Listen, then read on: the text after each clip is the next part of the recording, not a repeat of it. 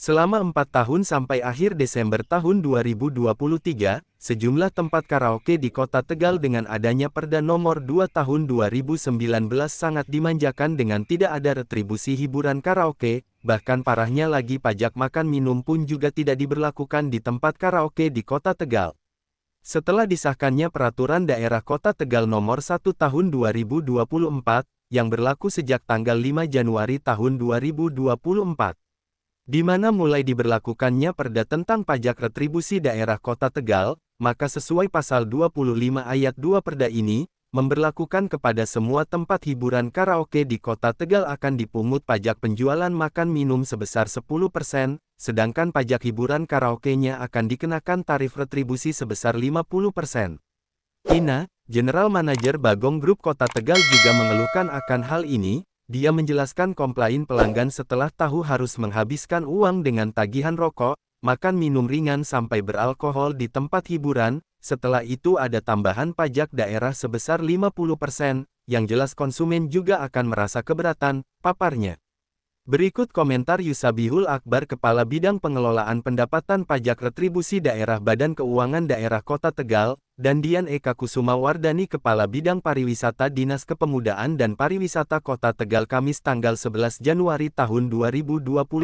Jadi dulu di tahun 2011 Perda Nomor 5 itu memang sempat ada pajak hiburan bisnis karaoke. Kemudian ada perubahan di tahun 2019 berdasarkan Perda Nomor 11 ya, kemudian pajak karaoke dihapus sehingga memang tidak ada pemungutan pajak karaoke di tahun 2019 ya, sampai dengan 2023. Ya, 2023 berarti sudah ada. Nah, berdasarkan Perda Nomor 1 tahun 2024 ya. Kemudian tentang pajak daerah ya, salah satu mata pajaknya adalah pajak barang jasa, subnya hiburan dan kesenian tadi ya. Salah satunya adalah tarif untuk pajak karaoke. Yang itu 50% ya, sesuai pasal 25 ayat 2 tadi ya Pak. Itu Perda Nomor 1 2024. Nah, besarnya 50% ya Pak? Betul. Jadi istilahnya tarif pajak barang jasa tertentu untuk jasa hiburan. Untuk jasa hiburan. Jasa hiburan itu termasuk apa aja Pak? Apa hanya roomnya saja atau termasuk dengan pemandu lagunya? Untuk hiburan jenis diskotik, karaoke, artinya dasar pemungutannya lah untuk berdasarkan konsumen itu membayar. Konsumen membayar, berarti kalau dia membayar roomnya dan membayar servis pemandu lagunya, berarti tetap akan dikenakan. Ya, jadi nanti berdasarkan pembayaran dan nanti bukti pembayaran itulah yang kemudian dilaporkan oleh si wajib pajak. Kota Tegal waktu zaman Pak Iqbal itu ada 22 tempat hiburan Pak. Tapi yang tercatat di DPMPTSP itu hanya 3 tahun 2023 Desember. Nah itu menurut Bapak apakah nanti yang dipungut itu 3 itu apa semuanya? Nanti kami akan melakukan pendataan ulang ya berapa jenis objek hiburan karaoke tadi ya, nanti kan kita akan lakukan inventarisasi dan dilanjut dengan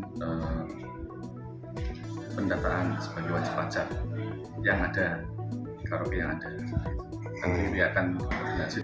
Ini perlu diklarifikasi dulu. Jadi pajak hiburan itu kan banyak, ada hiburan bioskop, kemudian ada hiburan ketangkasan, itu beda-beda tarif. Kalau karaoke 50% tadi itu adalah untuk karaoke. Khusus untuk karaoke. Iya. Nah di karaoke kan ada makan minum Pak, itu kan mungkin tidak termasuk 50% itu pajak ya? Nah itu kategorinya nanti di umum, restoran? Makan minum juga, restoran. Dulu sebenarnya pajak restoran, kalau sekarang sebetulnya adalah pajak barang jasa tertentu atas makanan dan minum. 11% ya Pak? 10%. 10%, iya. Nah harapannya di tahun 2024 ini ada pemasukan buat kas daerah ya Pak, dari sektor pajak hiburan ya Pak. Di tahun 2023 dan sebelumnya itu ada pemasukan apa kosong Pak, untuk kas daerah dari sektor hiburan gelap malam? Kosong, karena kita memang tidak ada dasar untuk pemungutannya, tidak ada. Jadi memang dari Iya. 19 sampai 23 tidak ada. Pernah saya dengar informasi 2011 sampai 2019 itu ada sampai luar biasa lah, sampai 600 juta, hampir 1 miliar pajak setahun dari tempat hiburan. Mudah-mudahan 2024 targetnya berapa? Untuk hiburan memang kita ada gabungan ya Pak ya, kita gabungan dengan jenis hiburan lain. Oh, gabungannya. Ya, saya perlu cek lagi untuk targetnya Pak. Oh begitu ya. Oke. Berarti nanti untuk mendata dan untuk bisa memungut itu berarti teknisnya gimana? Jadi kita inventarisasi yang ada, dan kita lakukan sosialisasi dulu ya, karena memang jenis objek yang baru ya. Ya. Sosialisasi, kemudian kita pendataan, ditetapkan sebagai wajib pajak, Ya. dan nanti wajib pajak itu ditugaskan untuk memungut pajak dari konsumen, dan itu nanti disetorkan ke kas daerah berapa.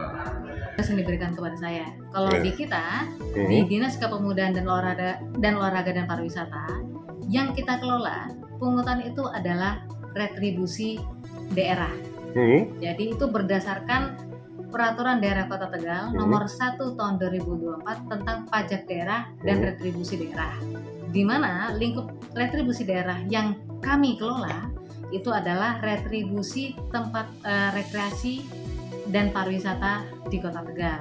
Khususnya misalnya itu adalah tiket masuk pengunjung tempat pariwisata, Ya. dan kemudian ada lagi objek lain itu adalah retribusi parkir di dalam kawasan pariwisata. Kawasan Itu pariwisata. clear, yang kita kelola itu hanya terkait retribusi daerah. Apa yang jenengan sampaikan itu adalah objek pajak daerah, seperti tadi, apakah karaoke dikenakan pajak daerah dan sebagainya, seperti itu kan.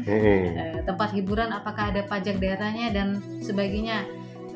Kalau dari saya menyarankan pengelola pajak daerah itu adalah di bawah Badan Keuangan Daerah, Iya. karena perdanya juga baru dan mereka tentu akan lebih paham dan lebih berkompeten untuk menjawab ini. Nanti bisa dikonfirmasikan terkait objek-objek pajak daerah yang tadi jenengan ingin tanyakan, seperti itu. Ya. Kalau pengelolaan kepariwisataan itu berarti membinanya juga termasuk karaoke itu? Kalau berdasarkan Undang-Undang Pariwisata, Iya. kemudian ada ngapunten saya lupa PP-nya, memang jenis usahanya. Jadi kalau jenis usaha seperti misalnya tempat hiburan, karaoke, betul di bawah PP itu adalah bagian dari jasa usaha pariwisata. Jasa usaha Ya, pariwisata. kalau konteksnya tadi apakah itu pembinaan atau jenis usahanya, itu jasa usaha pariwisata. Tapi ketika kita bertanya tentang konteks pungutan daerah yang terkait itu, nah itu adalah masuknya ranah pajak daerah, di mana memang kalau dinas kami tidak mengelola pajak. Tidak mengelola pajak. Terima kasih telah menonton Warta Jaya Vision, sumber informasi terkini dan terpercaya. Jangan lupa untuk like, subscribe, dan nyalakan lonceng notifikasi. Reporter Warta Jaya Vision Kota Tegal, Teguh melaporkan. Kami senang dapat berbagi